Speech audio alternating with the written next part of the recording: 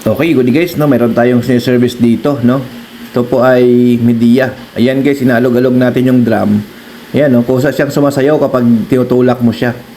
So, ang problema nito guys ay malambot na yung suspension. So, ang issue nito guys ay kumakalampag kapag nagda-dryer na, no. So, ito po ay media 9.5 kg na inverter. So, ang gagawin namin dito guys, ito tinitesting natin. Pero alam na namin guys kung anong problema nito, no? Kasi ang technique diyan, kapag itulak mo yung drum pababa, sumasayaw. Kapag sumasayaw yan, left and right yung sayaw niya, ibig sabihin malambot na talaga yung pinaka-suspension, no? So yun po yung hint natin na kailangan na palitan yung suspension. So bago natin palitan, testingin pa rin natin para sigurado tayo na wala na siyang ibang problema, no? Baka mamaya bigla tayong palit, tapos pag testing natin di naman pala nagpa-power on or may iba pang problema, malastats tayo, no? So kailangan i-testing din natin talaga bago natin siya palitan, although alam naman na natin kung anong problema. So para safety na rin. So ayan guys, oh, ayan, kung mapansin nyo magalaw siya. Pag nag-start siya guys, magalaw yung ikot niya, no?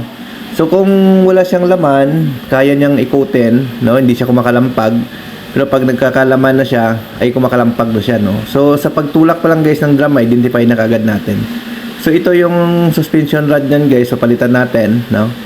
Yan, yan po yung luma na pinalitan natin. So, ang sukat niyan guys is 54.5 cm.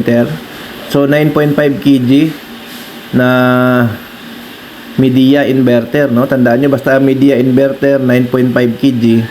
Ang suspension niyan is 54.5 cm yung haba, no? Baka may encounter nyo. At least alam nyo na, no?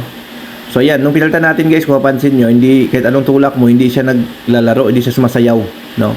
So doon pa lang malaman na natin, no? Pag tulak mo, sumasayaw yung drum, ibig sabihin malambot na yung suspension. So nung pinalitan natin, hindi na siya sumasayaw, no? So ito guys, ang gagawin namin, titestingin natin to, no?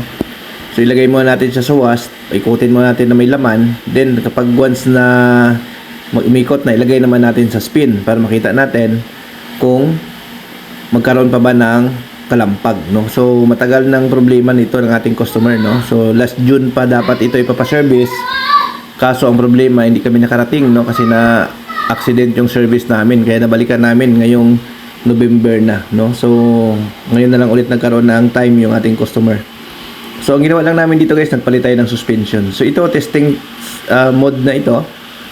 So, naka-spin program na yan, may laman, para makita lang natin kung hindi na siya magkakalampag, no? Yan. So, antay lang natin guys, no? So, kung gusto nyo mag-order ng parts, available yan sa amin.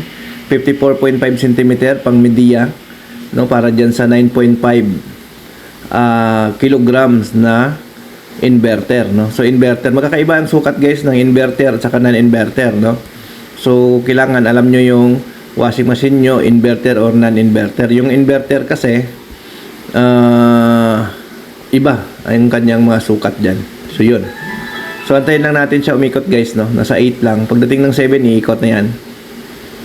Yan. So kung gusto nyo magpa-service sa amin, message lang kayo sa aming Facebook page sa Northshire Repair Shop, no? So yung Northshire vlog natin na Facebook ay wala na, no? Nabura na, no? So message na lang kayo sa Northshire Repair Shop namin na Facebook page, no? So ayan, umikot na siya guys, smooth na siya, no? Hindi na siya nagkakalampagan, no? So yun. So basta pag mag-contact kayo sa amin guys, Northshire Repair Shop, yung kailangan yung i-message sa amin sa Facebook page.